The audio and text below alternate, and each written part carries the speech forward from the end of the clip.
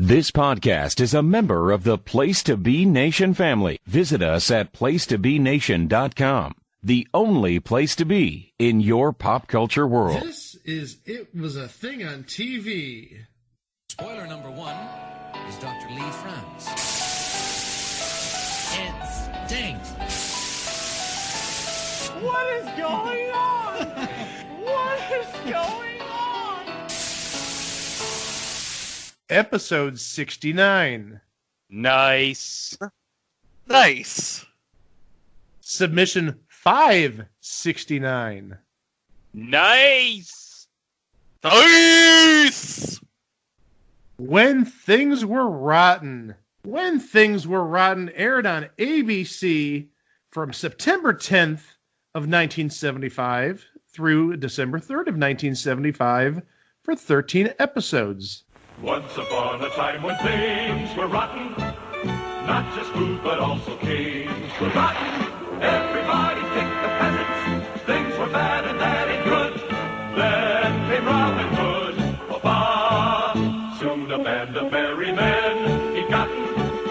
They wore outfits made of plain green cotton, helping victims was their business. Boy, oh boy, was business good, good for Robin Hood. They laughed, they loved, they fought, they drank, they jumped a lot of fences. They robbed the rich, gave to the poor, except what they kept for expenses. So when other legends are forgotten, we'll remember back when things were rotten.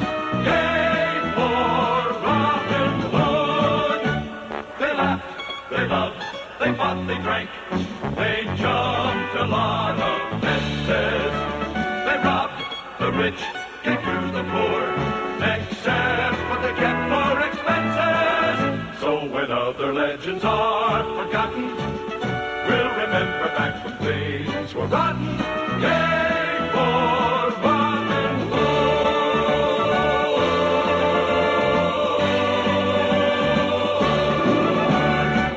Well, first things, guys, as always with a good quality theme song, we need to talk about this theme song. Yeah. Yes, you do. Yeah.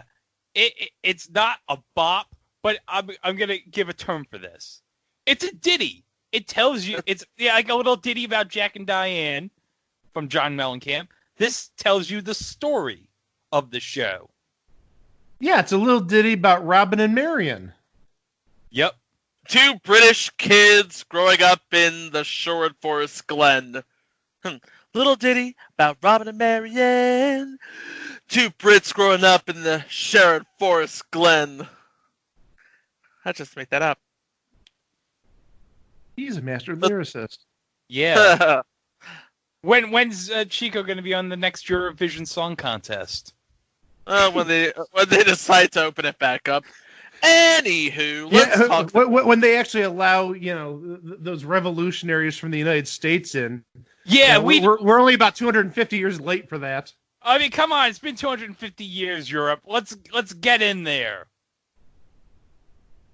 Oh my. So anywho. Okay. So I happen to have a copy of the theme song right here. Okay, the first stanza. Once upon a time when things were rotten, not just food, but also kings forgotten. Everybody kicked the peasants, things were bad and that ain't good. Then came Robin Hood. Yes, this basically sets the story in motion for our Robin Hood legend. Yes, it's a time when things are rotten. Kings are bad, and the dames were even worse. And good heavens, what about the food? Oh, God, not the food. Forget about it. This was way before Louis Pasteur, way before refrigeration. Take one bite of that smoked turkey leg. Next thing you know, you're bunched over for days. And be careful about drinking the water filled with cholera. Mm-hmm. Okay, our second stanza. Soon a band of merry men he'd gotten. They wore outfits made of plain green cotton, helping helping victims was their business. Boy, oh boy, was business good. Good for Robin Hood. Now we have the heroes of our story, Robin Hood's merry men. You know the ones. We'll get into the cast a little bit later, but you all know what I'm talking about. It's kind of like us, only we're a couple of merry men short. Yeah, moving on. They laughed, they loved, they fought, they drank, they jumped a lot of fences. They robbed the rich, gave to the poor, except what they kept for expenses. It ain't charity, folks. They'll save the world, but they won't save it for free. But hey, they will save the world. Robin Hood and his merry men were men of the people. So when other legends are forgotten, we'll remember back when things were rotten. Yay for Robin Hood! Yay. Yay indeed. So who are these heroes and who are they fighting against? Well, if you know the story of Robin Hood, you already know the characters. But it took an army of accomplished thespians to bring them to proper life. And then they just found recurring guest shots from Get Smart and said, hey, he'll do. Oh, speaking of Get Smart, before we even get into the cast, we need to state that this show was created by Mel Brooks. Oh, yes, the legendary Mel Brooks. Yep. Yeah, the legendary Mel Brooks, who was half of the creation team for Get Smart. Yep, with Buck Henry. Exactly. And you'll hear some names that are very familiar if you're a fan of Get Smart. Indeed. And actually, one of them will start off with Robin Hood. Yep, our erstwhile Robin of Locksley is played by none other than Dick Gautier, who you may remember as Jaime the Robot from Get Smart. And tons of game show appearances. I was just about to say, and every game show from 1972 to 1985, 86. Yeah, 86, because he was on Super Password. Mm-hmm. It was. And then as Friar Tuck, this person hadn't hit the big time yet. Give him another 2 or 3 years and he'd become a household name. Dick Van Patten. Oh, yeah. And this would be his first joint with Mel Brooks, but it would not be his last because he was also in Spaceballs after he was done with 8 is Enough, of course. Well, between 8 is Enough and the 8 is Enough reunion movies, he was in Spaceballs. And another Get Smart veteran is Bernie Capel. Yes, your ship's doctor. He portrayed Alan Adale, but also on Get Smart, he portrayed Siegfried. And also, he reprised that role as Siegfried on future installment, the Get Smart reboot that was on Fox back in the mid-90s. Yeah. And he would also reprise his role as your ship's doctor in future installment, Love Boat the Next Wave. Oh, yes. I can't wait till we get to talk about the episode where Kevin Nash and Goldberg were on it. Yes, that happened, folks. And then moving on, a name that may not be very familiar, portrayed 2 characters. Bertram and Ronaldo were played by Richard Dimitri. And honestly, I looked this up on IMDb and I did proper research. This is the only show that Richard Dimitri had even just like a recurring role on. He appeared on, looks like 3 episodes of Hawaii Five-0 around 1978 and appeared on some other shows, but he was not a regular like he was on this show. This is actually his first show, period, according to his IMDb that he was on. So he didn't have any sort of, guest shots or anything like that before he was on When Things Were Rotten. And the only other place that our viewers our very astute viewers may have seen Richard Dimitri is, if you remember about 18 years ago, Game Show Network showed reruns of the original Hollywood Squares. He was on a couple of those episodes around 1975 because, again, this was his first big acting gig and, well, sadly his last.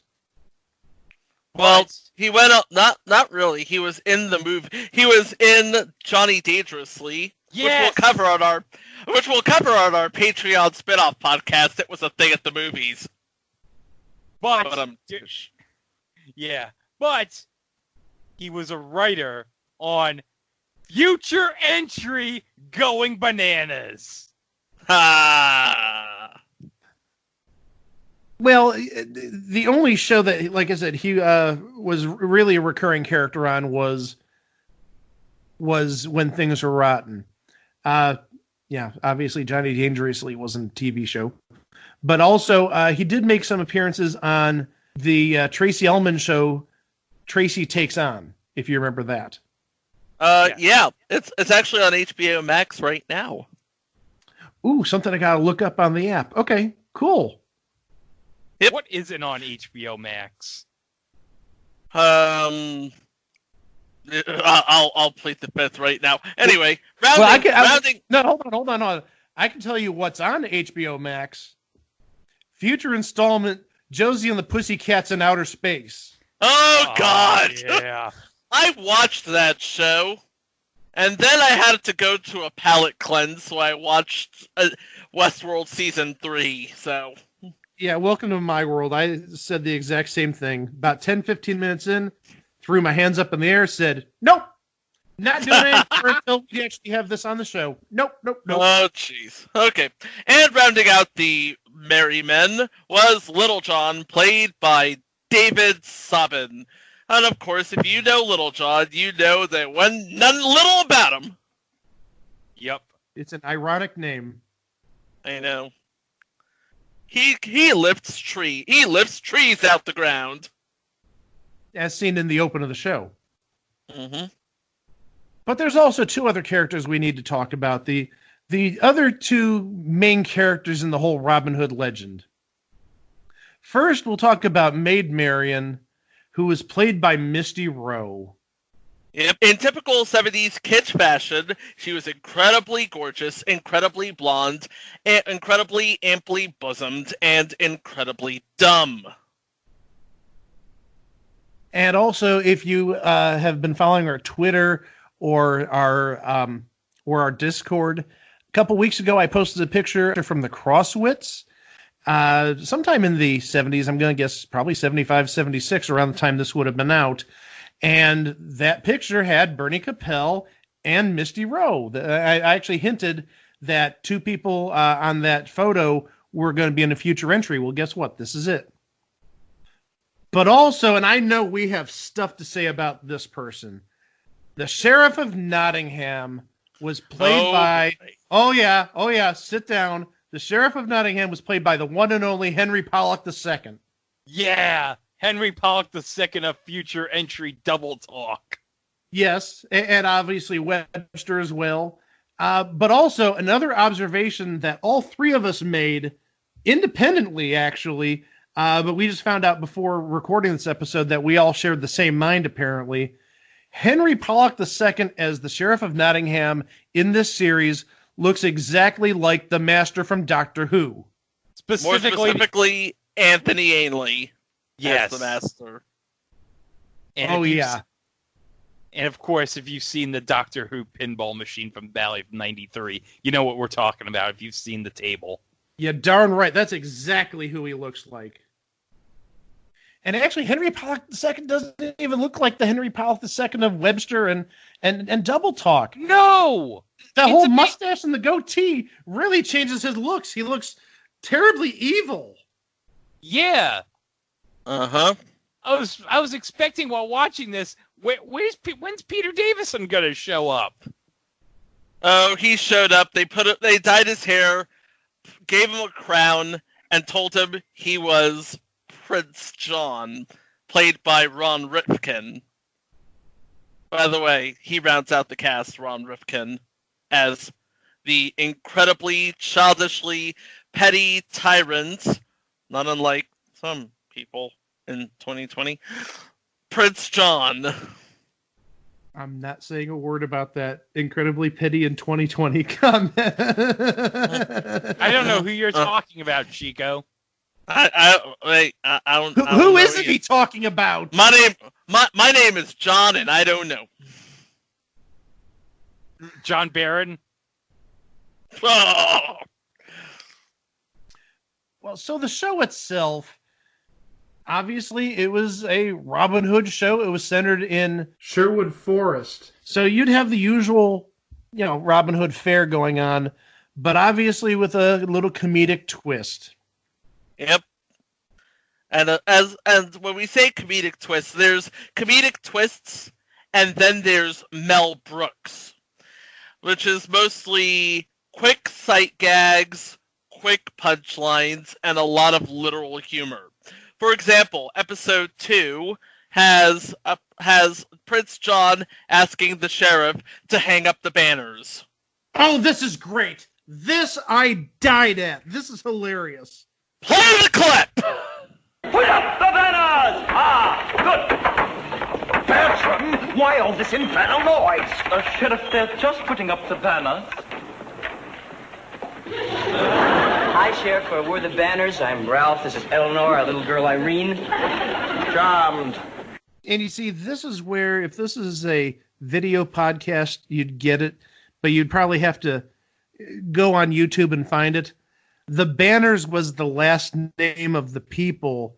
They were hung up in the rafters and on the wall, so they hung the banners.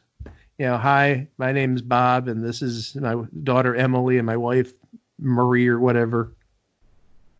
Yep. See, it's a visual joke, but it's brilliant. It is hilarious. This is one of those moments where we wish that this was a video podcast. But you can easily find the second episode on YouTube. I did, Chico did, and I did. And okay, Greg did too. And the name of the episode is The French Disconnection, which we'll get to a little bit later. There's some things about that episode that I don't know if either of them picked up on, but I think I might blow a mind or two. Possibly. Oh, no. I guarantee I will blow both of your minds at some point, and I may blow Greg's mind 2 or 3 times by the end of this episode. Please, there are ladies present. I found stuff that Greg is just going to go absolutely bonkers over. I'm dead serious. But yeah, the comedy, it was really, honestly, it was like Get Smart comedy. It was, a lot of sight gags, a lot of just goofiness.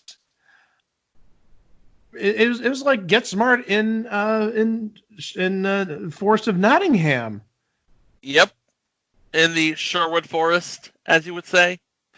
In the Sherwood Forest compared to other Sherwood Forests, except the original. But also, I just wonder, watching this show, was this show maybe a little too ahead of its time?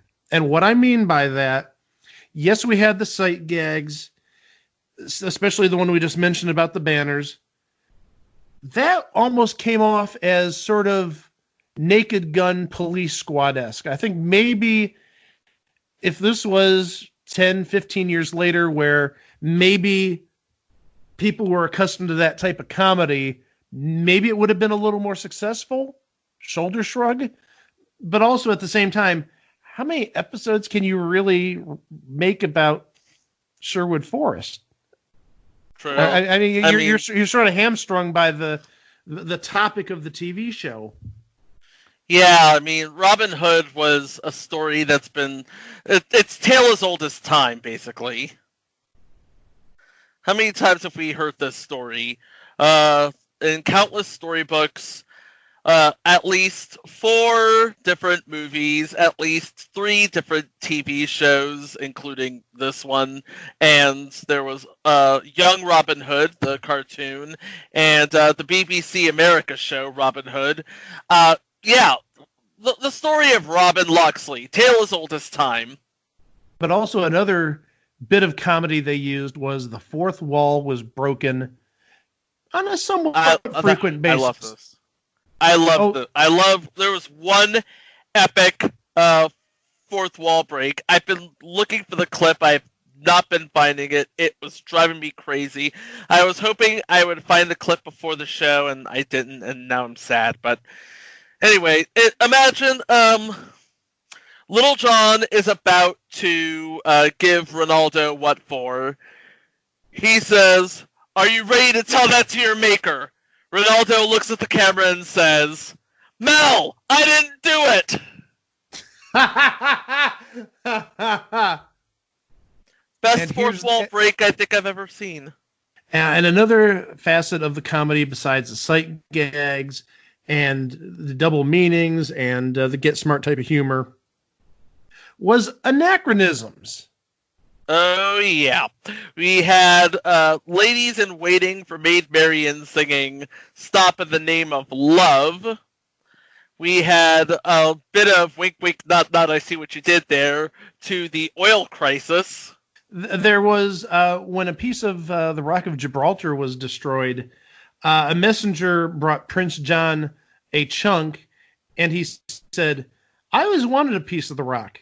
A little hat tip to the Prudential Insurance slogan, "Get a piece of the rock." Mm-hmm. If you haven't seen those ads, yeah, go look on YouTube, look at old Prudential ads, and they'd say, make sure you get a piece of the rock or something to that extent. A little bit before your time for your younger viewers. Yeah, you'll just have to trust us old folks. Anywho, I think we have 13 shows we need to talk about. And like I said, there's stuff in here that is going to blow minds. I'm just going to say that. I don't want to spoil it because I did find some stuff while researching the episodes. So buckle in, especially Greg, because like I said, I found a couple things that are going to blow you away. Are you locked and loaded there, Greg? Yeah, sure. No, seriously. I'm going to blow your mind. Just get ready. Just put your fingers in your ears to make sure your brain doesn't come outside of your eardrums. I'm going to blow your mind, man. Okay, what is it? No. We're let's go through the episodes because it doesn't happen in all the episodes, but there's a couple of episodes where minds will be blown. Okay. The first episode is not one of them. I'll just tell you that right now. Oh. Yeah, the capture of Robin Hood. Rumblings continue to grow amongst the peasantry as tax collections increase.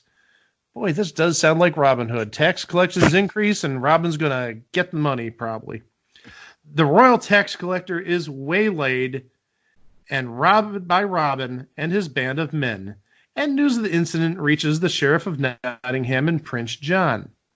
Marian warns Robin that an archery contest is indeed a trap, but he enters anyway. Robin wins the tournament and is immediately arrested. The merry men launch a rescue, which culminates in a sword fight with the sheriff. Robin defeats the sheriff, escaping back to Sherwood Forest and further adventures. Because if he doesn't get away, the series is done. Yeah, of course. The thing is, this may have been a great pilot episode. Boy, if we don't get picked up, we could just put in an alternate ending. Robin Hood gets arrested. The end. Let's show some first season reruns of Barney Miller in this time slot or whatever would have aired in 75. Yep. But okay, we're going to start blowing some minds on episode 2, Greg. I'm just telling you that right now. Hold up. I think I know where you're going, Mike. I think I know where you're going. Well, you're just ready to blow somebody's mind here. Come on. I have 2 mind blowers for this episode, so I've got my bases covered. Okay.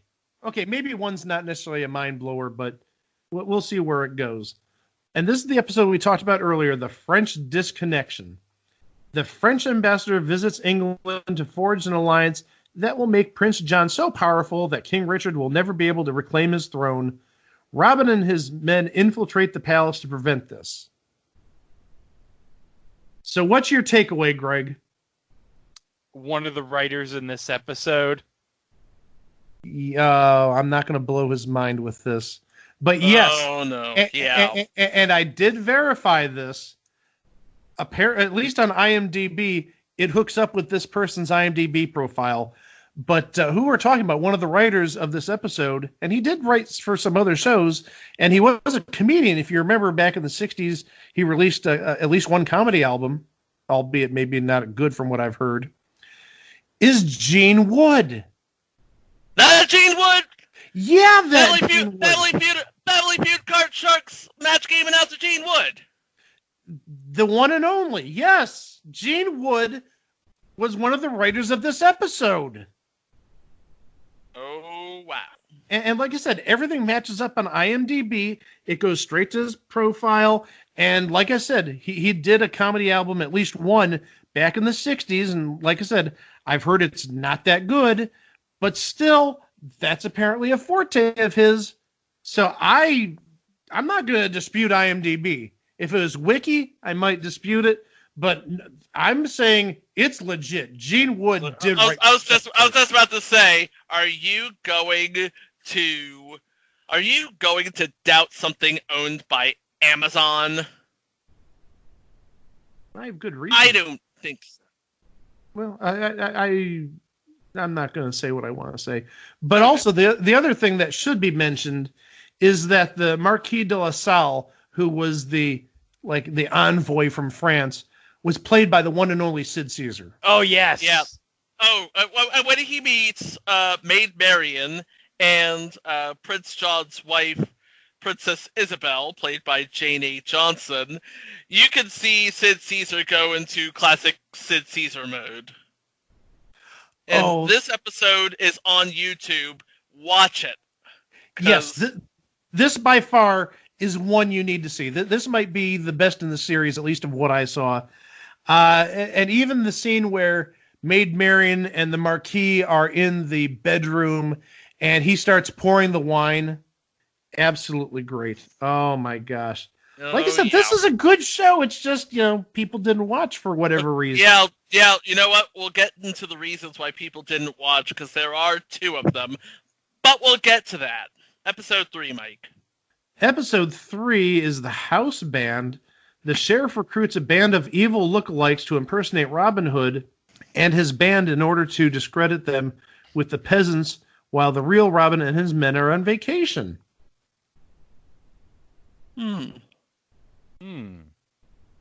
We got nothing? Got nothing. No. Episode 4, Those Wedding Bell Blues.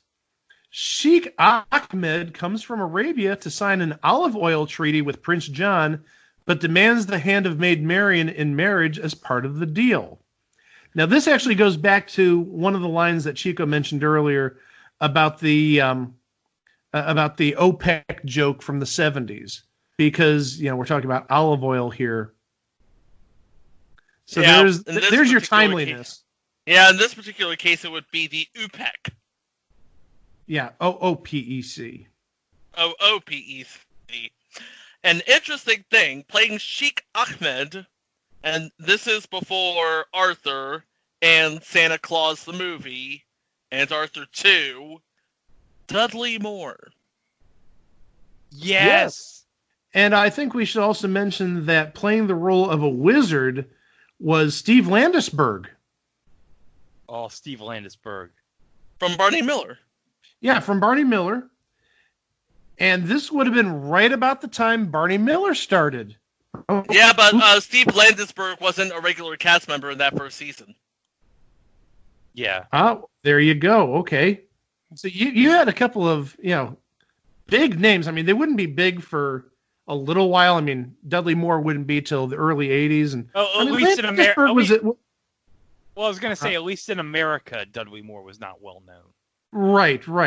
And Landisberg, he'd gain steam on Barney Miller. It'd take, again, like another year or so. But, yeah, you had two legitimate, really good stars there before they really hit it big. Yep. And then we go to episode 5, A Ransom for Richard. The peasant's faith in Robin Hood is shaken after he is chosen to guard King Richard's ransom from Prince John and the sheriff, and the treasure comes up missing. Oh, no. Oh, no. Yeah, that's true. And, okay, I'm going to blow Greg's mind this time. He ruined the Gene Wood one, but I'm going to blow his mind here. Okay.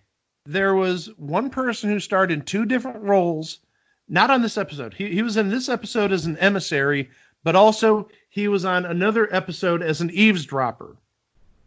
Ready to get your mind blown? Okay, who is it? Joseph Marr, also known as St. Peter from previous installment, Second Chance. Oh, yeah! Mind blown! I knew I'd do it. Yes. All it took was St. Peter from Second Chance. Oh, yes. That was worth the wait, I think. That was worth the wait and the missing gold that Robin Hood was trying to guard. I blew Greg's mind. I got one past him. Yay.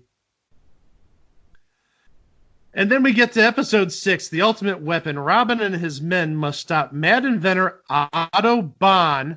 Ha ha ha. Otto Bahn. Get it? Yeah, because he's German. Because he's from Germany. And the Autobahn is something that's in Germany. From building the ultimate weapon for Prince John and the Sheriff that would destroy Sherwood Forest.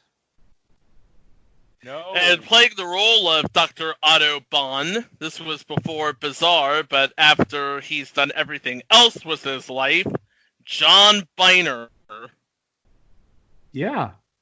Oh, we should also add that the director of this episode, and he was on the Bob Newhart show at the time, Peter Bonners.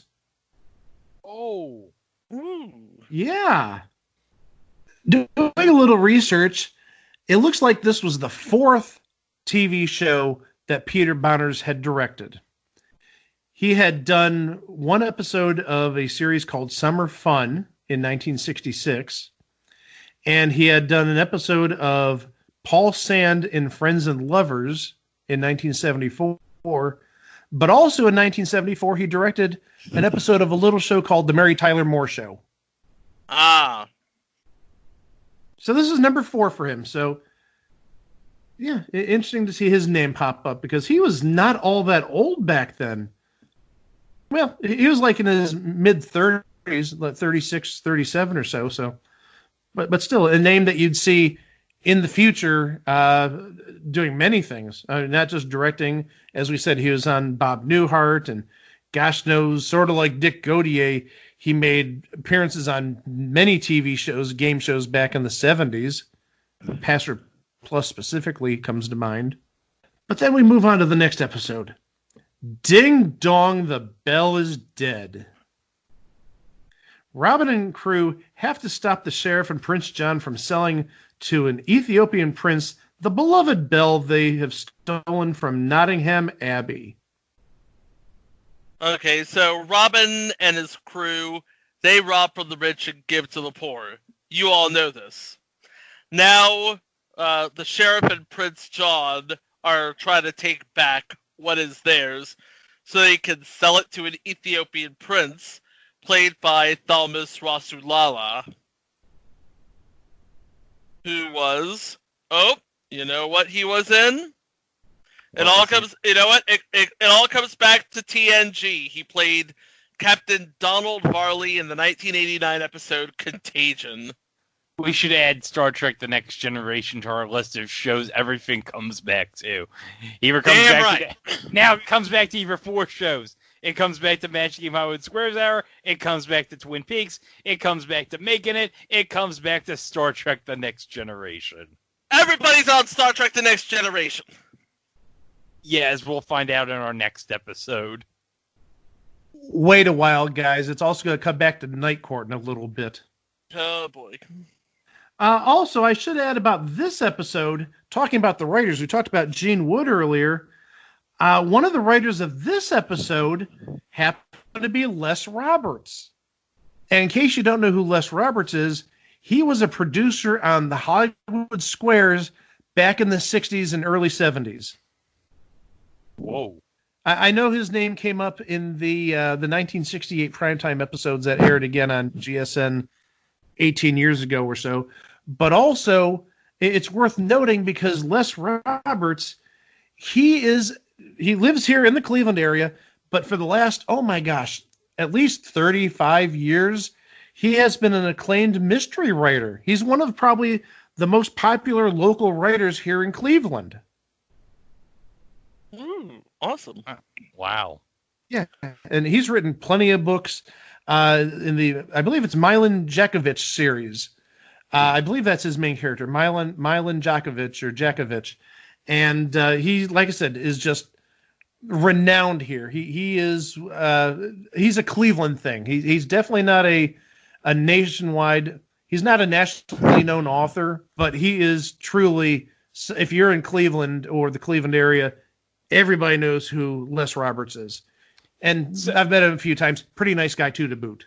So he's on par in Cleveland with Gene Shepard. Oh no, I would say he is far above Gene Shepard. Really? Yeah, I mean, Gene Shepard is not really that well known here. I mean, outside of A Christmas Story. But like I said, Les Roberts, he's been writing Cleveland-themed mysteries for the last, I know at least the last 30 years. I'm going to say even closer to 35 or 40 years, because he actually came to our school either 89 or 91.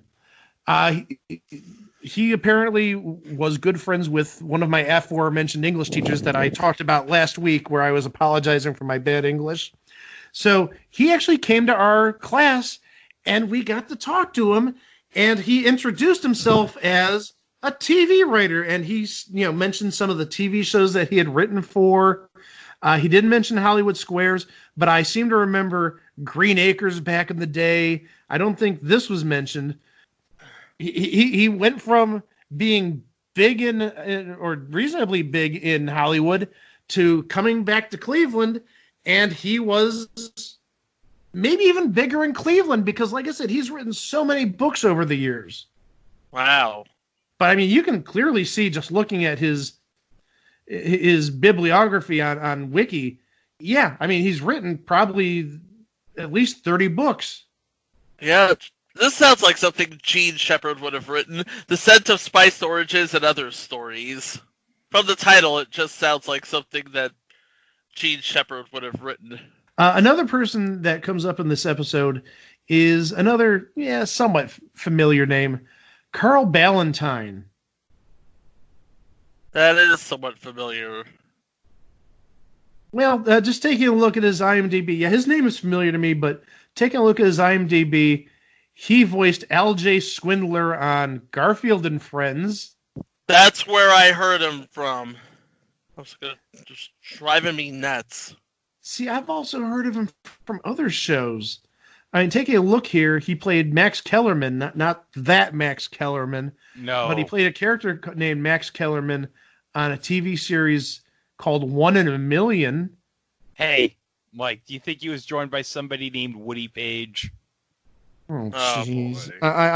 I knew there was going to be an ESPN joke in there. I just didn't know what the joke was. And yet you went there anyway. Of course you went there. It was either Woody Page or Michael Holly.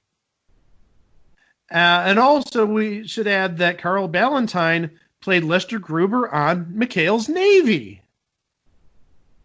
So that might be his best work, because McHale's Navy was on for a number of years. Yeah. And it looks like he was on 138 episodes, so that may be where we recognize him from, besides Garfield and Friends. Next up is There Goes the Neighborhood. The 4 guys from Gloucester, master woodsmen, have been hired by the sheriff to chop down Sherwood Forest so it can be replaced by a new housing development. Sherwood Meadows. Robin and his men have to convince the guys to quit the job. Well, do they? Obviously they do. Yeah, because clearly there's no urban sprawl. There's no housing development called Sherwood Meadows anymore. I wonder if those the Sherwood Meadows were condos. That would have been big in 75. Yeah, they were condos. Not unlike Future Installment Condo. Oh, you mean Future Installment in just a few weeks condo. Yeah, I said it. We're covering Condo in a few weeks. Oh, yeah, because we need to cover all the McLean Stevenson shows. Yeah, yes, we do. Yeah, we need to justify getting that life-size McLean Stevenson statue outside the museum. Yeah. Oh, yeah.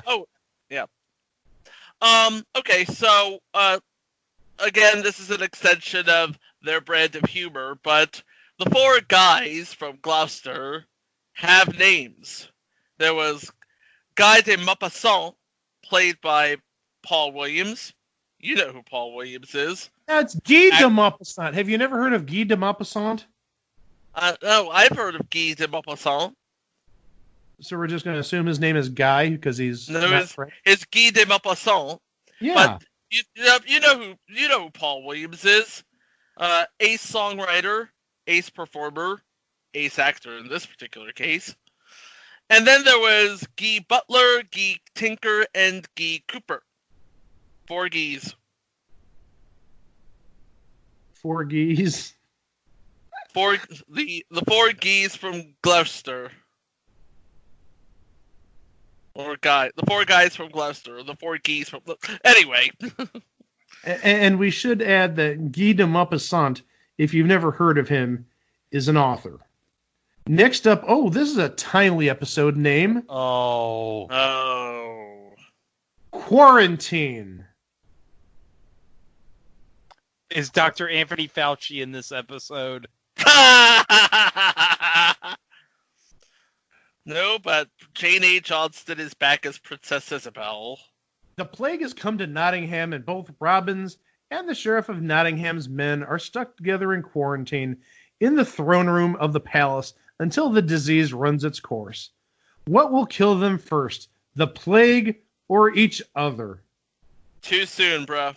It's too timely. You're exactly right about that. Too soon, bruh. I agree and I understand. It's not my fault. It's just coincidental. And I think we're just going to move on really fast to episode 10. Yeah. Birthday blues. It's a happy birthday for both Ronaldo and Bertram in Sherwood Forest and Nottingham Castle. When Ronaldo goes to the castle to see Bertram, he is captured and sentenced to death. Oh, no. Oh, yes. Will Bertram forget old scores and save his brother's life? Well, he has to, right? Kind of, sort of. Blood is thicker than water. Well, you know, someone's life had to be spared because I bet you that both characters appeared in the last 3 episodes. Yep. And for all we know, it could probably open up the door to episode 11. Oh, but before we get to episode 11, one person who appeared on this episode is Hollingsworth. I've got to mention it. I mentioned the Night Court tie earlier. It's a name that you may be familiar with, especially Chico, because I know he loves his cartoons. Bob Ridgely.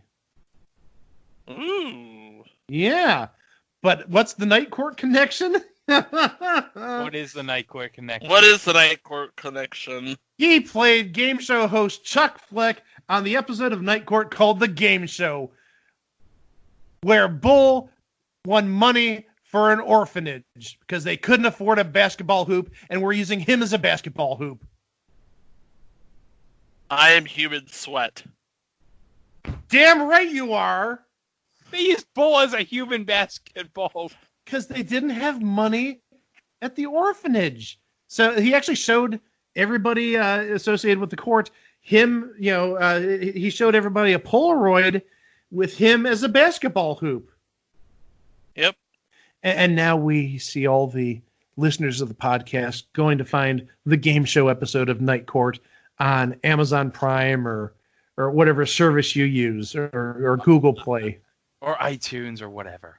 Exactly. It would be, this would be us. Hey, HBO Max. I'm not saying you should put Night Court on the service, but damn it. But you have the tapes. Oh, yeah, because it makes this happen. Yeah, because it is Warner Media owned. Oh, yeah. I'm not saying. I'm just saying. They're not judging, but they're judging. So, yeah, that does take us to episode 11, which is a 2-part episode, The Spy. Woo! Indeed. King Richard must return home to England soon or lose the throne to Prince John. Meanwhile, Robin Hood's men suspect there's a double agent in their ranks. But which side is he really working for? To quote Bobby Heenan, whose side is he on? And we should add that Carl Ballantyne reappears in this episode as an innkeeper this time. And also Joseph Marr, yes, St. Peter from previous installment, Second Chance, also reappears as the previously mentioned eavesdropper. Okay, so in greater detail, the spy visits Nottingham Castle to report to the sheriff. Guess who it is? Who? Ronaldo! I was going to say, it's got to be Ronaldo, exactly, because his twin brother is Bertram, who's working for the other side. I bet you it's payback. It's payback for when his brother saved his life. Oh, boy. Oh, now you see. Now it just hit me. You're talking about how it's like sort of foreshadowing, or it's going into episode 11. Now I get it. Now I see it. Oh, that's a different installment from 1975. Never mind. But now anyway, it makes sense. Yes. Yeah, now it makes sense. Ronaldo disguises as Bertram and goes and learns when the King Richard, is arriving at Dover Beach. Robin rides to France to warn the king. Ronaldo is seen at the castle by Maid Marian and exposed. He can't tell his comrades about the mission, so they prepare to hang him as a spy. Because if Sherwood Forest is good for anything, it's Kangaroo Court. And that leads us to the second part of the episode. The merry men put on trial the one they think is the traitor in their ranks. Robin Hood, meanwhile, has to stop the sheriff from killing King Richard when he returns to England as the law requires, or lose his throne. So when we've last seen our erstwhile Robin of Locksley, he was knocked unconscious. The sheriff's planning to kill King Richard. Ronaldo is about to be hanged, and Robin is bound by a band of gypsies and nursed back to health, but he doesn't have much time to recover because he still has to warn King Richard to get back to jolly old England, or else Prince John's going to rule and things are going to be even more rotten than they already are. And we should also mention a guest star in this episode, in the second part only, not the first, playing a character named Tanya, is Lainey Kazan. Yeah, she's the head of the gypsies.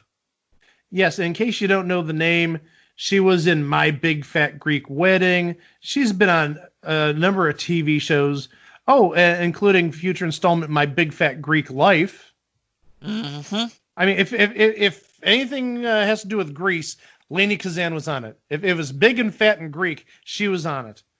But she also was on other shows like The Nanny. Mm-hmm. And that's it. She was on The Nanny. That's all. Okay. Anyway, Ronaldo demands a fair trial, so he gets Little John as the prosecutor, Alan Dale as his defense attorney, and as the judge, the last person in Sherwood Forest that you would want for a judge, short of the sheriff, Maid Marian. Ronaldo still won't reveal the details of his mission, and all the merry men believe that the comrade is going to be guilty of spying. The jury peasants finds him guilty. The penalty is death, but Robin's horse returns to camp riderless, and then he has to tell all. He explains King Richard must return to England by the next day or lose his crown. The sheriff and Prince John are on their way to Dover Beach to kill him. Everybody goes to Dover in time to spot the sheriff attacking the king. But it's Robin disguised as Richard. Ooh, didn't see that one coming, did you? No. Can't say I did. So King Richard returns to English soil and keeps his crown. And that all takes us up to the last episode. This Lance for Hire. The sheriff hires the famous mercenary, the Black Knight, to challenge Robin Hood to a fight to the death. Robin accepts, despite being crippled by a recent wound. But the sheriff has his own plans for the fight, no matter who wins. Interesting thing, you know who plays the Black Knight? Oh, you're beating me to it, but say it. A Black Knight, Ron Glass. Ron Glass, who also, again, like Steve Landesberg, would be in Barney Miller at this point. And we also talked about him in previous installment, Nightstand with Dick Dietrich, because he made recurring appearances on that show. But also we're going to talk about Ron Glass at some point, because he was one of the main characters on future installment, The New Odd Couple. He was the Felix Unger character. Oh. Yep. Well, of course, he did do a season and a movie as one of the motley crew of characters on Firefly. So there's a thing. Yeah. Among many other things. I mean, he's one of those people that, if you don't know who he is, if you've never seen Barney Miller, well, first off, go see Barney Miller, number one. Yeah, come on. Yeah. But yeah, if you haven't seen him, he's almost like that guy from that show, but he's been all over the place like the last 45 years on TV, or at least 40 years since he did pass away like in 2016. But still, You know who he is. He's a funny guy, great actor. So he is not an unknown commodity, as we might say. And he was on Agents of S.H.I.E.L.D. Yep, he was on Agents of S.H.I.E.L.D. Well, there you go. So what happened? I'm glad you asked. Well, it had three things going up against it. The first was, it was paired with future installment, That's My Mama. Oh, don't you diss That's My Mama. That was a great show. It was a great show, but it didn't last so long. Yeah, you're right, but also it had some kick-ass music. Clifton Davis was awesome. And it had some kick-ass music, too. It did. That was peak 70s. It really was.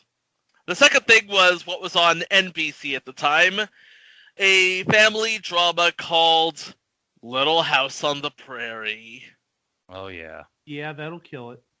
And, oh wait, we're not done killing it yet. The third thing was what was on CBS at the time, Tony, Orlando, and Dawn. Oh, yes. Yeah, that's the death blow right there. Yep. Unfortunately, Mel Brooks's shtick could not go up against that sort of heavyweight. But you know, we've seen the sort of shows that Mel Brooks does outside of Get Smart, and they're all pretty well put together. It's like you didn't really have to last long, because you could tell he's going for quality, not quantity. Right? Yeah. Oh, very true. And again, you do see a lot of Get Smart in these episodes. So, you know, why tinker with something that worked? I mean, Get Smart lasted 5 years, although the last season was not that good. And we'll get into CBS that. Season. The CBS season, and we'll get into that later this year when we talk about shows that lasted one season too long. Yeah.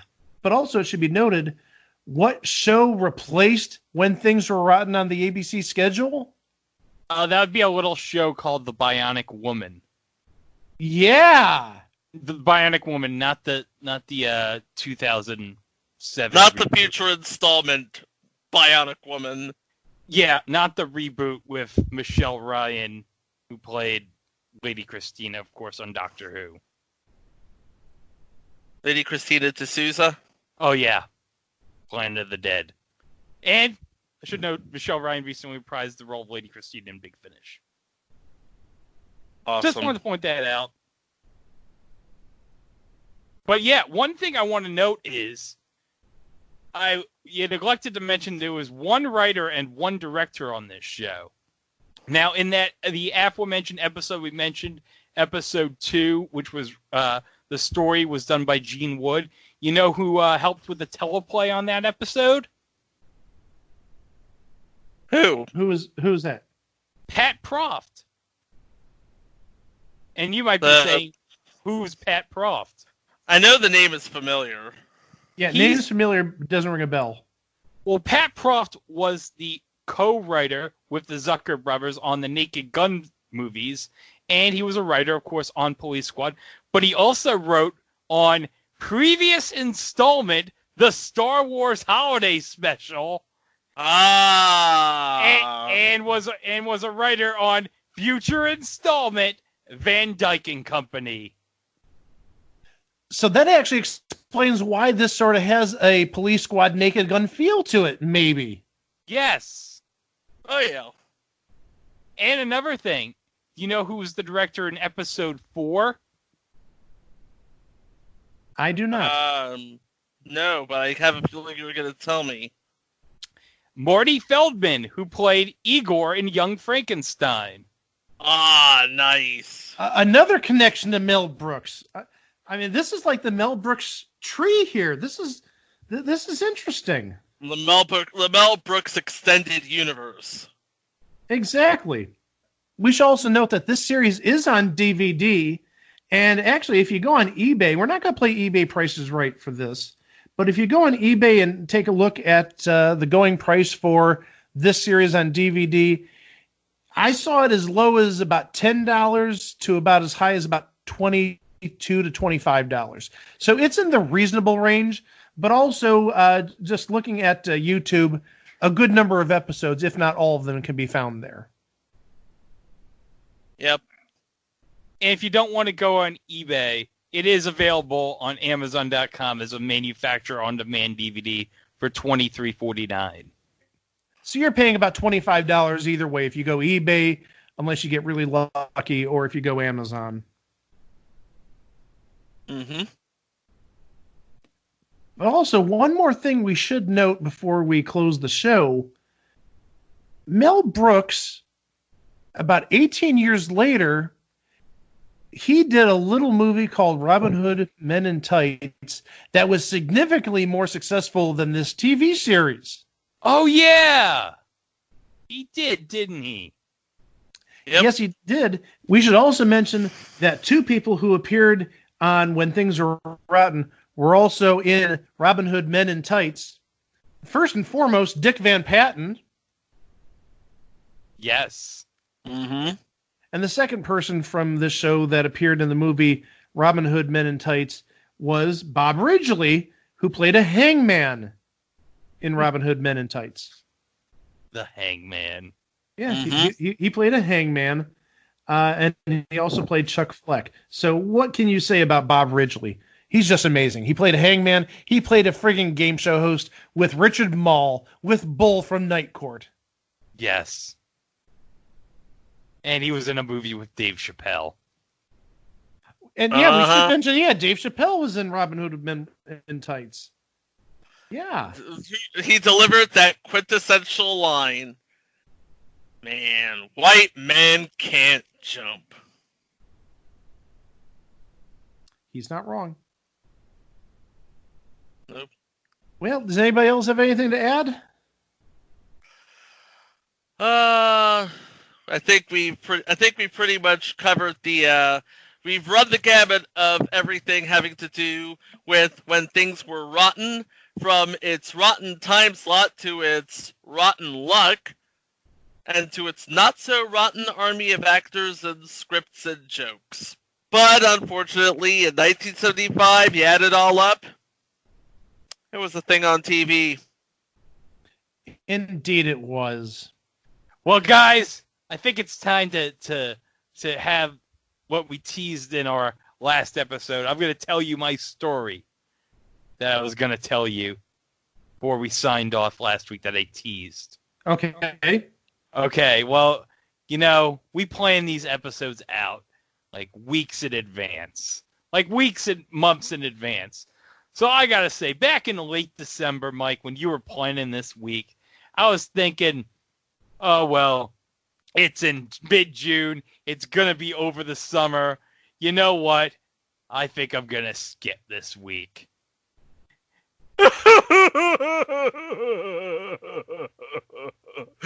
Because all my work got canceled this summer.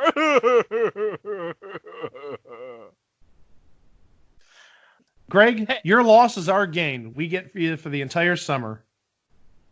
Well, I guess that's a good thing. As always, please don't forget, subscribe. Like and subscribe so you can get the most recent episode as soon as it comes out. And don't forget to rate and review. We love those 5-star reviews, because if we get under 4.9 stars, we're going to be fired. We're not going to have a job.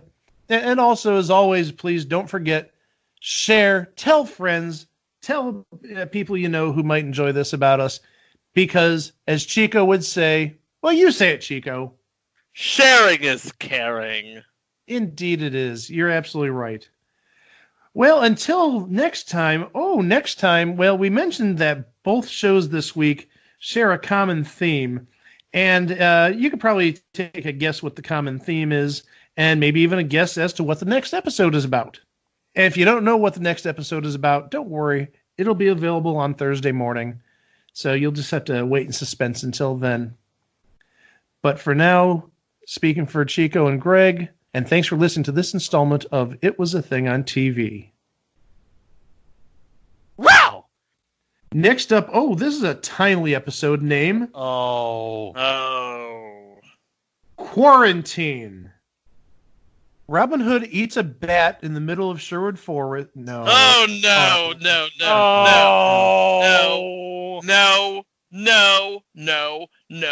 Hell no. No.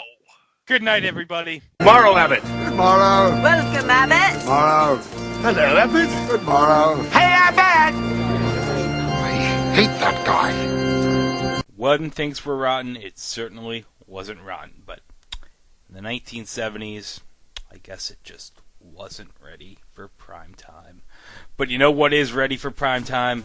Some of the stuff going on Place to Be Nation Pop right now. And the latest episode of Diamond Conversations. Diamond Conversations welcomes former New York Mets pitcher, MLB veteran, and TV analyst Nelson Figueroa. As Nelson joins the podcast to discuss his MLB career, the upcoming 2020 baseball season, and his plans to possibly explore becoming a pitching coach for a major league club. Also relive some of Nelson's finest career moments and who he had surprising success against while on the mound.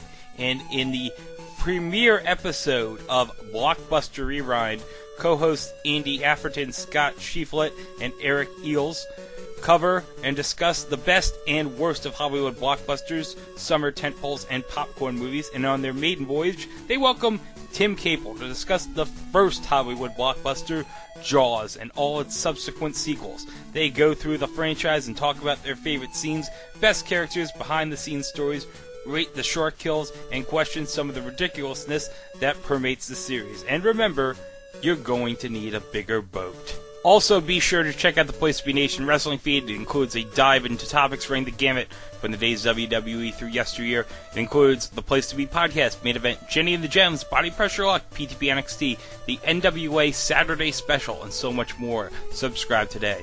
While you're at it, subscribe to Jennifer Smith's The Jenny Position feed as well. It is the new home of Geek and Sassy, Talkin' Pop, Freak Out Drive-In, The Journey Through Infinity, Telling Stories, and more. And also check out the North-South Connection, brought to you by JT Rizzero, Chad Campbell, and Aaron George. It is the home for Wrestling Warzone, No Holds Barred, the Extreme 3-Way Dance, the Elusively Aggressive Podcast, Carolina Dreaming, Jeff Lawrence Wrestling, and more. And on our social media pages, the greatest song from a movie tournament will be starting soon. So keep tabs on the tournament Facebook page for details. And we are having our 2020 stretch project right now, determining the greatest WCW match ever. You have all year to do research, promote matches, and build your list. Conversation rules can be found at www.facebook.com/GWCW matches or on the Pro Wrestling Only message board. And be sure not to forget to check out PlaceToBeNation.com each and every day. We have new voices and fresh takes for you, articles on topics in the worlds of wrestling, sports, and pop culture, including Trent SmackDown and Fox Report. This Week in the WWE by John Crow, Steve Riddle's Wonderful World of Disney Reviews, Paulie's Perspective, Matt's live-action Disney movie reviews, and Ben's Unpopular Opinion. And don't forget about veteran columns like Glenn Butler's Wednesday Walk Around the Web. And if you're doing online shopping over at Amazon.com, be sure to click on the Amazon banner on the right side of the Place to Be Nation homepage, or use www.placetobenation.com/Amazon. It'll take you right to Amazon. It helps out PTPN at no cost to you. Well, guys, we've done one Mel Brooks show today, and we are going to cover the second Mel Brooks show on our topic list today as we go back to 1989 on NBC, as we go into a little hotel called the Nutt House. And let's join in on the fun. Episode 70. Submission 550. The Nutt House. The Nutt House aired on NBC from September 20th to October 25th, 1989, for a total of 10 episodes, 5 of which went unaired in the U.S.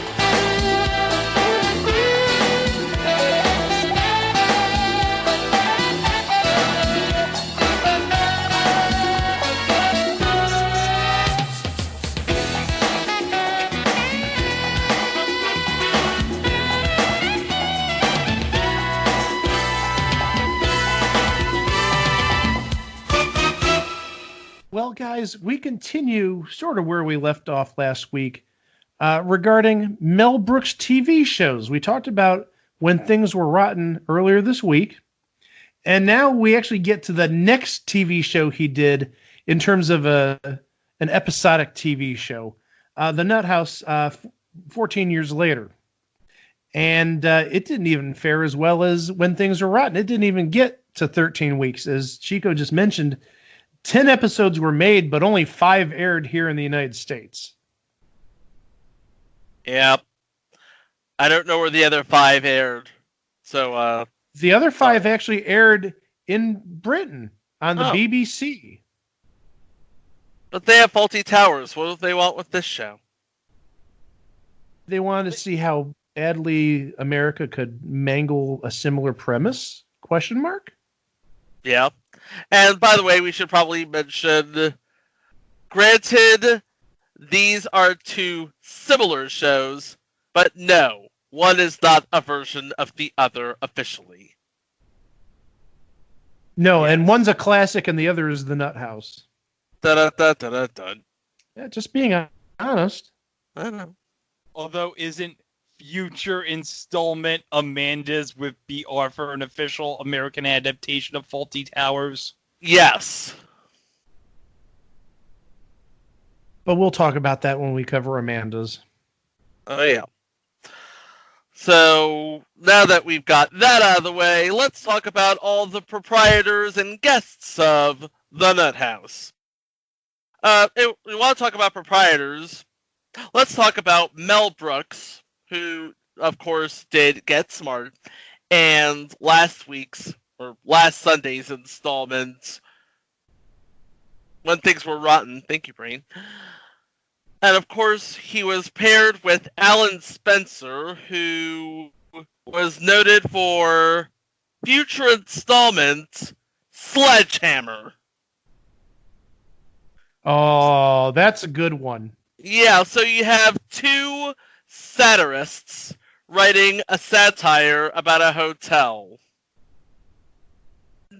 This should be cake, shouldn't it? I mean, this should be easy peasy, lemon squeezy, crank 13 episodes, let's go have a beer sort of thing, right? You'd think. Yeah, you would think. And you know what? We're also looking at the cast here. I mean, holy... Cloris Leachman as Edwina Nutt, the proprietress and head of the Nutt House. Cloris freaking Leachman, Phyllis herself. 1 season too long on the Facts of Life. This lady is a treasure. We should also mention that Edwina Nutt was only in the pilot episode But for the course of the series, she portrayed Miss Frick, who was like the head of housekeeping at the Nutt House. Yep, and apparently Frick was a more pleasant version of Frau Blucher from Young Frankenstein. Oh, sorry, Frankenstein. Yeah, I have stuff to say about that a little later. We'll talk about that in a little bit. Yeah. And again, you want to talk about heavies? Harvey Korman. Harvey freaking Korman as manager Reginald Tarkington. Treasure. Yeah, what can you say about Harvey Korman? It's like, we're talking about alum of the Carol Burnett Show. Featured performer on the Danny Kaye Show. Treasure. Legend. Icon. So you have these two icons, and then you have a stellar supporting cast.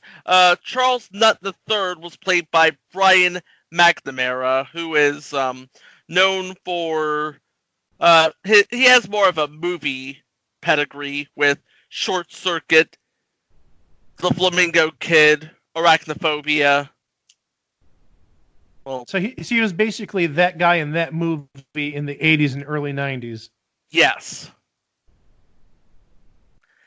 And then you have, as Sally Launeneck, Molly Hagan, who, of course, if you are a person of a certain age, as these two and this one, you remember as the angel on Herman's Head. Future installment Herman's Head. Mm-hmm. And also as the foster mom. I forgot what her name was, but she was the foster mom on future installment No Good Nick. You know who the dad was? Ted McGinley. It always goes back to Ted McGinley when it comes to actors. Poor Ted McGinley. More on that on a future episode. What did Jefferson Darcy do to anybody? He existed! Anyway. He was the photographer the last couple of seasons of The Love Boat. Yeah. And then you had Dennis, who was played by Gregory Itzen of 24, and future installment Strip Mall. Yeah. And, of course, Gregory Itzen playing Charles Logan, maybe one of the greatest heels in television history. Mm-hmm. Is Strip Mall on the list? No, it is. I'm putting it on the list. Is that the Julie Brown show? Yeah. Yeah. Yes. Julie Brown with Chris Wilde, Jonathan Mangum, and yeah. I forgot about that show. Yes. Yeah. No, I didn't forget about it, but yeah, that's a good entry. And rounding out the cast as Freddy is Mark Blankfield, who, again, if you're our age, you remember him as James the waiter, or James the acting waiter, or the waiting actor. The waiting actor, acting waiter, on season 3 and 4 of Saved by the Bell. Oh, yes, from Harvard. No, he didn't go to Harvard, but he could really, really ham it up there. It's like, we don't want you at Harvard! Harvard. Like, north, south, east, or west, Miss Belly, goat, cheese, ham, pickle sandwiches. There is only one. Harvard! Oh, we should also mention that Mark Blankfield was a cast member on future installment Fridays. Oh, nice. Yeah. Can't wait till we do Fridays. It's on Shout Factory TV, everybody. Nice. So what was the story about the Nutt House, Mike? Aside from there are a bunch of nuts, 2 T's, in a house with a bunch of nuts, 1 T. So the story of the hotel is, this was a once prestigious hotel in New York City, but, well, it fell on some hard times. Basically because of Edwina Nutt, who we mentioned earlier. But it was like really run down. The elevator was Man, the elevator could not get level with the floor. It was always either like a foot above or a foot below the floor level. So you'd either have to step up or step down. And yeah, that's... So we're talking about a disrepair of epic proportions. Yeah, that's a bit of an OSHA hazard and stuff. Yeah. So they're trying to restore their former glory. Well, they tried. Well, they tried. So what are all these nuts doing at this hotel then? I do have a plot for the pilot. That might answer some questions. Well, yeah, let's take a look at the pilot, and then we'll take a look at the other 10 episodes of this show. Okay, when Big Jake Herder, played by David Huddleston, who you recall as Santa in Santa Claus the Movie, the best worst movie ever made, by the way. Oh yeah, and he was also in the poker scene in Super Trade. Remember? I do remember. Yes. Yes. Okay, so David Huddleston of the powerful, or Big Jake Herder of the powerful Texplex hotel chain announces his intention to purchase the failing Nutt House hotel. Proprietress Edwina Nutt calls on her ne'er-do-well grandson, Charles Nutt III, to intervene. Upon his arrival, Charles finds a female guest stuck in a phone booth, a nearly blind elevator operator, and discovers that hotel manager Reginald Tarkington has a fake guest list with 600 names on it. A list he's been fudging for the past several years. Whoops. Oh, but buckle up, folks. Yeah. Meanwhile, Big Jake's top buyer, Shrike, played by John Delancey, whose kid I went to college with, by the way, gets more than he bargained for when he pays the Nutt House a visit. Hey, Chico. Yeah? Do you know what else John Delancey was on? Star Trek The Next Generation. If What? you don't know who Q is, what's wrong with you? Yeah. But also, he was on a week of Match Game Hollywood Squares. Yes, he was. It always comes back to Star Trek The Next Generation or Match Game Hollywood Squares. Yes, it does. And sometimes making it. He wasn't on Making It. And occasionally Married with Children or Night Court. And Twin Peaks. Right. Yeah. Like we said, it all comes back to half a dozen shows. Those are the half dozen shows. And now you know the rest of the story. And we should note that the pilot had great ratings. It had 23 million viewers. Yeah, if you get 23 million viewers in 2020, you're probably renewed for like 5 seasons. Mm-hmm. And this didn't even make it 5 episodes. Yeah, what's up with that? 1989 was a different animal on television, I guess. Hey, Greg, you discovered somebody in episode 1, the pilot, that we didn't mention. Who are you talking about? Oh, well, 3 minutes into the episode, baby. He's going to come up in a future episode, making a cameo, arguing with Gregory Itzin and Harvey Korman is Herb! Herb from the Burger King ads back in the early 80s. Specifically, actor John Menick. Yeah, he also played the same old man for Arby's, Louis the Lip for RC Cola, and he also did spots for Mazda, AT&T, 9X, IBM, Dymatap, and Subaru. He was basically that guy from that thing in the commercials. Well, now that we got Herb out of the way, let's talk about the rest of the episodes. Starting with episode 2, The Accidental Groom. Agent Flynn, played by Mark L. Taylor, an immigration officer, informs Ms. Frick that she will be deported to Germany unless she can marry a U.S. citizen within 24 hours. When it appears that Tarkington is the only available suitor, he and Frick set out to prove her first husband was an American. Oh, boy. Boy, where have we seen this before? Yeah, This sounds like an episode of We Got It Made, only I know for a fact that it is not.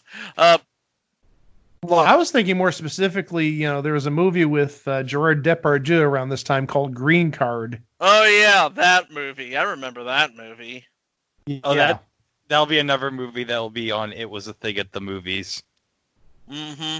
So we have this sort of fun bit of information. You know who directed this episode?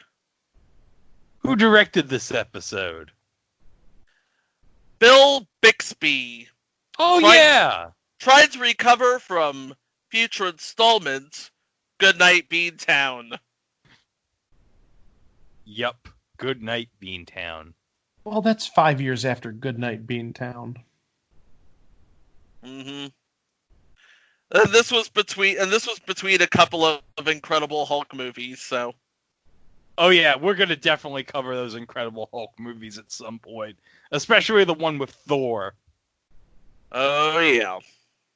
Let's just say he does not look like Chris Hemsworth at all. Yeah, we'll get to that whenever Thor: Love and Thunder comes out. Whenever this whole mess with the coronavirus gets settled. Yep. Episode 3. A Frick Called Wanda. A younger woman named Gwen Good, played by Beth Broderick of Sabrina the Teenage Witch and Men in Black the series, tried to seduce Tarkington, sending him into full midlife crisis mode. A jealous Ms. Frick discovers that Gwen is working for the infamous criminal mastermind Hans Grublick, played by Michael Harris. Okay, that's a little too close to Hans Gruber for me. Well, again, take a look at when this show aired. Right, I get that. Also, we should note that the person who directed this episode, it wasn't Bill Bixby, and actually this person directed at least 3 episodes of the series, is Bruce Bilson, and that name may not ring a bell, but his most popular work besides this was on, again, previous series done by Mel Brooks, Get Smart. The original Get Smart. Mm-hmm. And also Hans Grublick played Ambassador Byleth on the 1993 episode of TNG Liaisons. Everything goes back to TNG. Yes, it does. Oh, and we should also note, we talked about the ratings for the first episode, 23 million people. Uh-huh. In 3 weeks, the ratings went from 23 million viewers down to 15.6 million. So there might be your reason for the cancellation, because you've essentially lost a third of the audience. Another reason that it may have dropped that much, there was no episode on October 4th of 1989 because of playoff baseball. Yeah, because this would have been NBC's last year with their MLB contract, so they would have been airing the American League Championship Series and the National League Championship Series in '89, because ABC obviously had the World Series, which was the famed Battle of the Bay / Earthquake Series between the Athletics and Giants. Yep. Right. Okay, next up is episode 4, 21 Men and a Baby. I thought I was going to hear an ooh there. Ooh. Well, there's no Tom Selleck or Steve Guttenberg, so. Yeah, that just sounds fake. That wasn't. That was a half-assed ooh. I will be the first to admit. Tarkenton's favorite basketball team is in town, and their coach chooses the nearly empty Nutt House for his team's accommodations in the hope that it is the quietest place in the city. Instead, a crying baby keeps the team's 21 players up all night. When the baby's mother leaves her child in Miss Frick's care, Frick's long-suppressed motherly instincts are awakened. Okay, Mike, I have a rant about this. Rant away. What basketball team has 21 players? A basketball team with a lot of backups. Okay. A lot of backups. okay, I can understand if maybe it's a college team and you have like a lot of red shirts who are traveling with the team, okay? But how many players does a pro basketball roster have? Unless it's like, I can understand if maybe it's preseason or something, but doesn't a basketball team at most have like 15, 16 players? Yeah, NBA right now is 15. Yeah, so 21 players. Jeez. Yeah, it doesn't make any sense. Maybe, the powers that be just didn't do any research. During this episode, as I mentioned earlier, the coach wanted to find the quietest place in town so his team could get rest. And the team performs horribly on the basketball court and openly blames Tarkenton. Oh, this is the fault of Tarkenton at the Nutt House. And it's like, oops. It wasn't Tarkenton's fault or the hotel's fault that they got no sleep. It was because of this crying baby.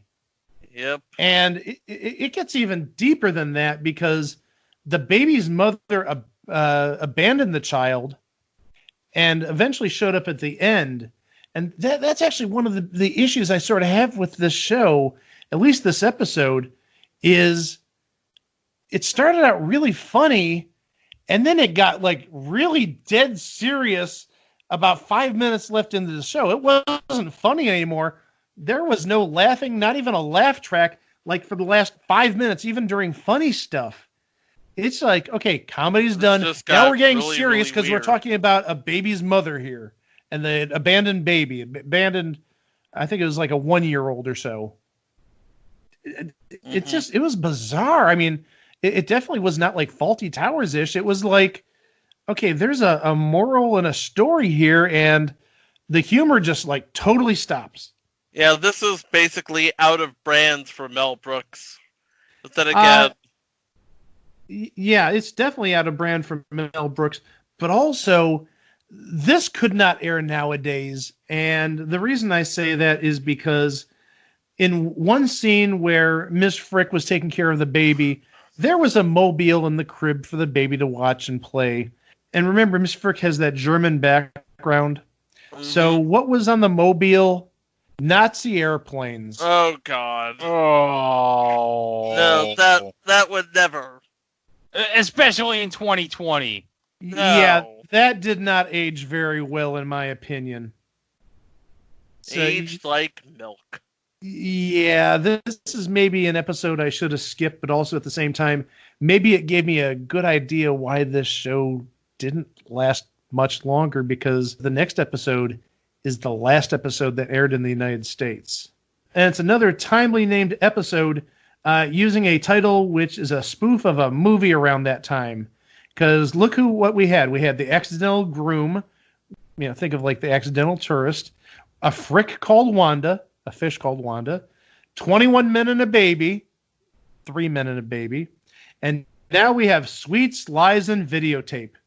And no, you're not getting sex, you're getting sweets. Sweets, Lies, and Videotape. The President of the United States is in town to make an appearance at the Gentile Haberdashers Conference, and Charles hopes to lure him into staying in the presidential suite at the Nutt House. To do so, he asks the employees to produce and star in a promotional video for the hotel. Well, we already made a joke to Nazis in the previous episode, and we're going to make a joke about a Nazi in the segment at the end regarding a certain hate box, so we're just going to skip this one. Okay. And you know what? You skipped this one. NBC went ahead and skipped all the other ones because this was the series finale, at least in the U.S. At least in the U.S. Yeah, the BBC, as I said earlier, showed all the episodes. And interestingly enough, they didn't have a set time spot for it. It aired on Saturday evenings, but the time varied. Sometimes it aired at 11 p.m., sometimes at 11:30. The final episode aired, believe it or not, at 7:30 p.m. So, maybe a reason it didn't last beyond... well, it wouldn't have lasted more than the 10 episodes. But yeah, they couldn't even find a time slot for this show. It bounced around to at least 3, maybe even more time slots in like 2 months? That's not good. No, it is not good. No, it is not good. So the rest of the show aired on BBC Two. You said it's not even. Good I enough saw BBC, not BBC Two. Oh, I'm seeing BBC Two. Oh, okay. I see BBC Two. Okay. I was gonna say this wasn't even good enough for BBC One. Hey, you could say the same about Only Connect. Yeah, that's right. I said it. Only Connect is on BBC Two, and that actually started on BBC Four, I think. So you know what? Blow it out your nose. Okay, so we're going into episode 6 now. When Charles met Sally. Does that sound like anything to you? Yes? Okay. Oh, when Harry met Sally. Tee-hee-hee. When Charles hires Marla to be the Nutt House's public relations officer, she immediately becomes Sally's rival for his affections. Marla plans Charles to be the main attraction of a fashion show, but Miss Frick and Freddy, disguised as a carpenter, decide to help out Sally in their own inimitable style. Interesting thing about this episode, do you know who played Marla in this episode? I have no idea. That would be Beverly Leach. She aka Kate Monday of MathNet. Oh, now that's cool. That's cool. Right? Yeah, that's great. There you go. There is life after Square One TV. Oh no, that's mean because Reggie Cathy has had a good career. Yeah, Larry Cedar also had a good career. You leave him alone. Yeah, I'm sorry. So there you go. That's episode 6. Episode 7. Does this sound like anything to you? A Night at the Reunion. This is the first one I can't really place to a movie. Night at the Opera. It would be. Oh, Night at the Opera. It was either a movie or a Queen album, one of the two. Well, Night at the Opera as a movie, that wouldn't have been 1989. That would have been long, long time ago. And the Queen album was like, what, 10 years earlier? Yeah. Tarkenton's Roosevelt High School class of 1949 is staying at the Nutt House while in town for a reunion. Reginald tries to hide the fact that he is the hotel's manager, instead of pretending to be into big business to impress his high school rivals and classmates, which include Pope John Paul II? Yeah, that's realistic. Yeah. A Polish priest just happens to be classmates with this guy. He could have been an exchange student. Could have been an exchange student. But yeah, not a really big sense of reality there. No, but then again, this is the Nutt House. Were you expecting any sense of realism? It's Mel Brooks, though, so maybe a little bit. But also, I mentioned earlier on the 21 Men and a Baby episode, you know, that got really real when the mother abandoned the child and then came back and got the kid back. So I have mixed thoughts about the reality, to be honest with you. Okay. All right. Episode 8. To Tell the Truth. That doesn't sound like anything. Sally is trying to raise $1,170 so her mother can get her nose fixed. Tarkington has just won some cash, but at the same time, an acrobatic female burglar and her gorilla of an assistant raid the Nutt House till. So we found out some stuff about Deborah Wakeham, who presumably played the acrobat in this episode. And Greg's going to share that with us right now. Oh, yes, because she was in an episode in 1991 in Quantum Leap. And she was in the episode Heart of a Champion, which was the wrestling-themed episode of Quantum Leap, which co-starred Terry Funk of, yes, the legend himself, Terry Funk, who, of course, shows up in future entry Tequila and Benetti. Yeah, but also we should add that she appeared on 2 separate episodes of Sledgehammer, as we mentioned earlier, first off, future installment, but also Alan Spencer, who was an executive producer of this show, created Sledgehammer. So there's a nice little synergy between those 2 folks. Yes, and she had a guest spot in 1987 on future installment, The Oldest Rookie, starring Paul Sorvino. Well, that takes us to the second to last episode, My Man Tarkington. Reggie Tarkington is replaced by Alec Creed on, of all times, Pay Raise Day. Creed fires Freddy, but the rest of the Nutt House staff conspires together against the stuffy Englishman to get Freddy reinstated. Yeah, you know who played Alec Creed in this episode? Paxton Whitehead of Once and Future installment, Marblehead Manor. Oh, yeah. What is with him appearing on TV shows about hotels? And what is up with him appearing as the stuffy Englishman? Typecasting. Yeah, typecasting. Definitely typecasting. And that takes us to the last episode, The Nutcracker Suite. N-U-T-T Cracker Suite. Ha ha ha ha ha.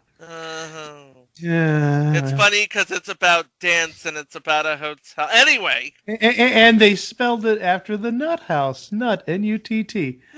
Yeah, anyhow. Sally has invited the Kiev Ballet into the Nutt House to further the peaceful connections between the U.S. and the USSR. Oh, this is a timely episode that would have aired in late 1989, right as the Berlin Wall fell. Yep. Communism is dead. Communism is dead, and so's this show. She is especially looking forward to meeting handsome dancer Mikhail Nabokov. Played by Tengiz Borisov, who may or may not be an actual dancer.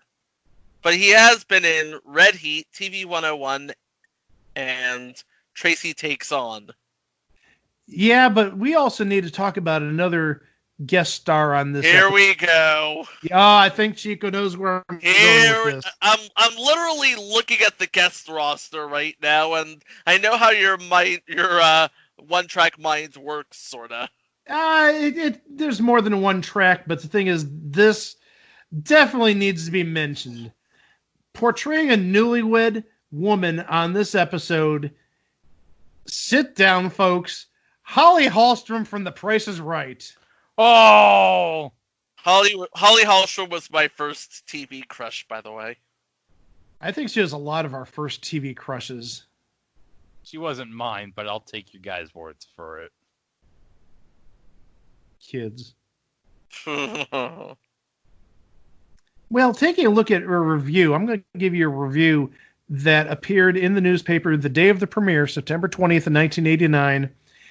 And this is pretty accurate when you listen to this. NBC's The Nutt House takes a shotgun approach to comedy, scattering gags like buckshot. Some hit and some miss, and it sure makes a lot of noise. That figures, since the show was co-created by Mel Brooks, whose TV credits include When Things Are Rotten and Get Smart. His collaborator, the real force behind the show, is Alan Spencer, whose previous series was the underrated Sledgehammer. Even their titles have exclamation marks. Boom!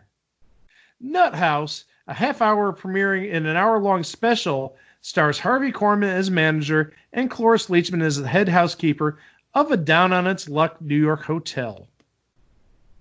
Leachman's Miss Frick is a comically overpetted reprise of Frau Blicker from Young Frankenstein, and she also puts in a nearly unrecognizable appearance as the hotel's ancient owner, Edwina Nutt.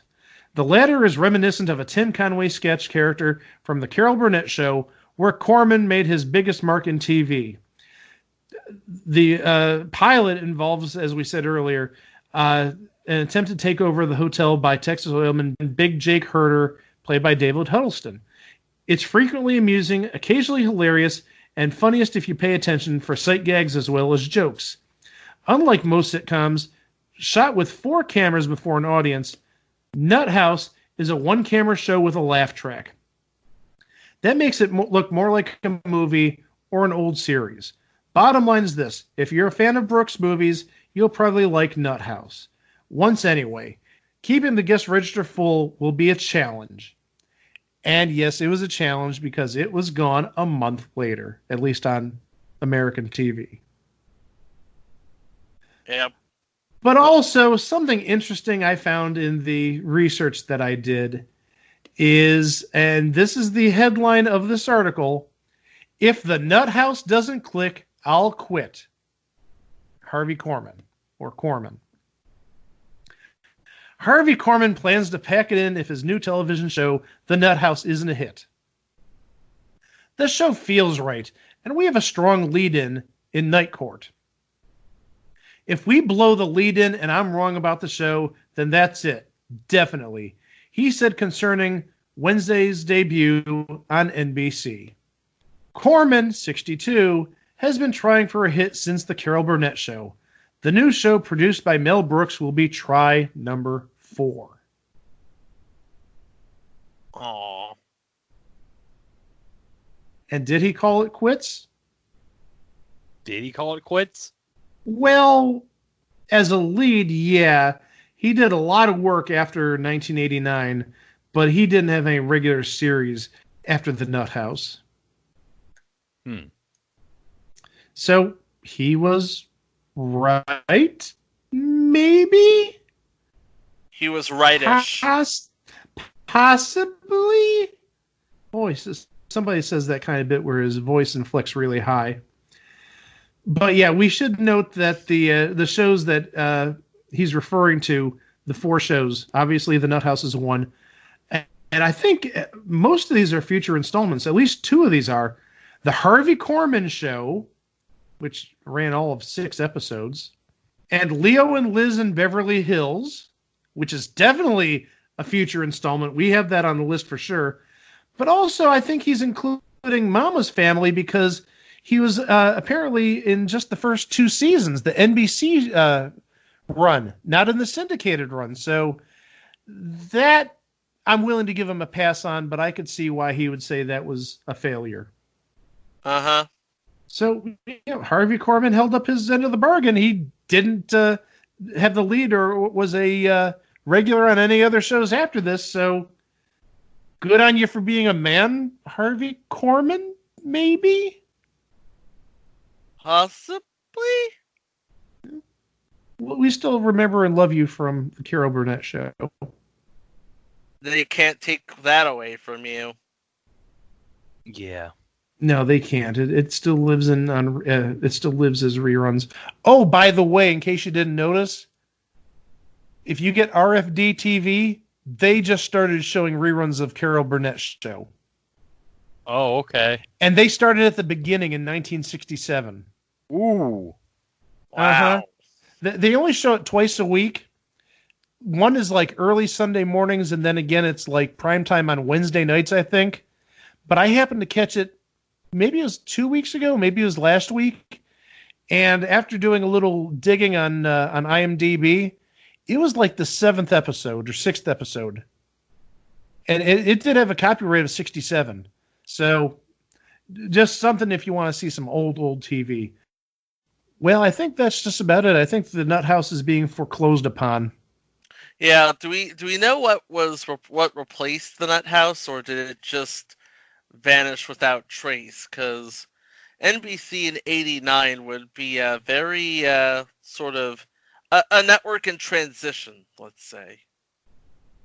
I don't think it was in that much transition. Night Court had to move to Wednesdays to make room for Thursdays at 9:30, which started with Dear John and continued with Grand, and then Future installment Grand, by the way. Future installment Grand, and then continued with with Glenn Quagmire's favorite show, Wings. Was this a cartoon? No, my God, no. It took place in an airport. The thing was on for 10 years, and the funny repair guy was Lowell. It made Tony Shalhoub's career. Who? The tennis player? Yeah, you know what? Screw you guys. I don't even know you. Crazy people living under a rock don't know Wings. I love Wings. And then some show after Wings during the summer called some show starring Jerry Seinfeld during the summer. Would that have been the Seinfeld Chronicles? Oh, that that would have been. Whatever happened to that show? Yeah, I wonder. Don't know, but I love Wings. It made Tony Shalhoub's career. Tony Shalhoub's career. Yep.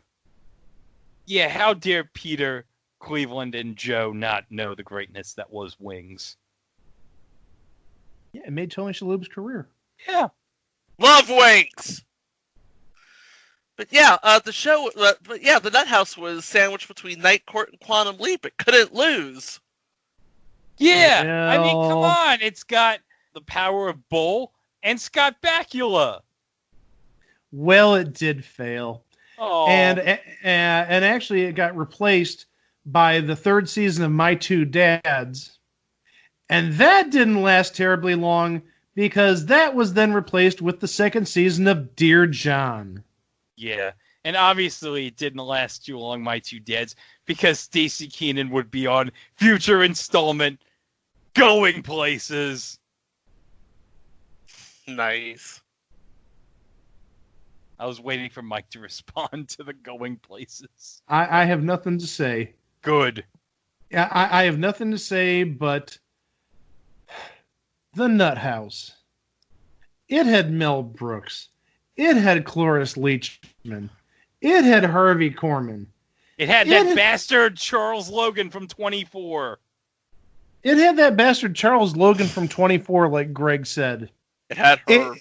It had comedy sometimes, ? It had Herb on the pilot. But, yeah, this was, at least, this was not that good. It definitely wasn't as good as Get Smart, and it definitely wasn't as good as When Things Were Rotten. This sort of like was a low point, in my opinion, of Mel Brooks's career. And that's why after 5 episodes, at least in the United States, and now 30 plus years later, it was just a thing on TV. Yeah. Yeah. Well, now that we've foreclosed on the Nutt House, we can open up the webpage at itwasathingontv.com where we can talk about the Nutt House and all the other shows that we've covered. We have over 70 shows spanning 6,000 listeners. And by the way, we hit that mark last week, and thank you all so much. Yes. Unless it's one person who's downloading the shows 6,000 times. If that's the case, screw you. Yeah.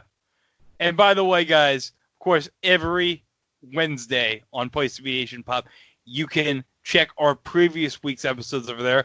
But you might be saying, well, guys, why would we do that when we can listen to the episodes on your feed? Not so fast, my friend, because occasionally we'll have stuff that didn't make the final cut.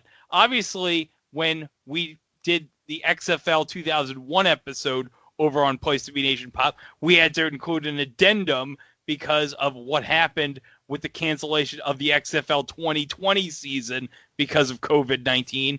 But now we've included a bonus segment in the episode on the David Letterman show on Place to Be Nation Pop.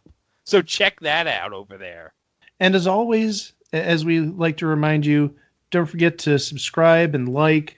And don't forget to rate and review, and 5 stars only. None of that 4-star crap, because if you have 4 stars, you can take it up with us personally. Exactly, and we'll go in there and edit it somehow. We'll say, oh, you know what? That person gave me 1 star. Nope. Click 5 stars. Haha. Screw you.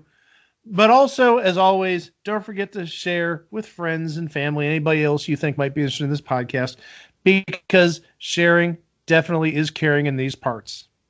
Indeed. Next week on the big show, oh boy, Greg. Oh, yes!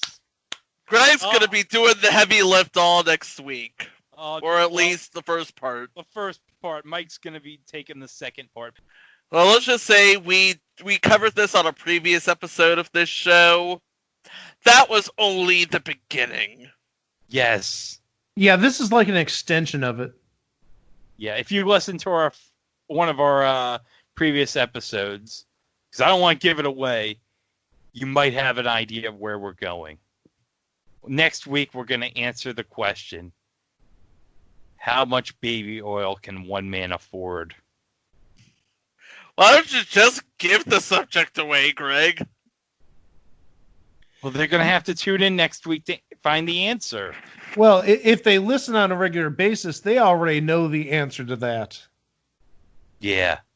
Well, in case you don't know what that is, we'll just keep you hanging until Monday. So for now, we'll talk to you on the 29th with the next installment of It Was a Thing on TV. Thanks for listening. Wow! The Nutt House.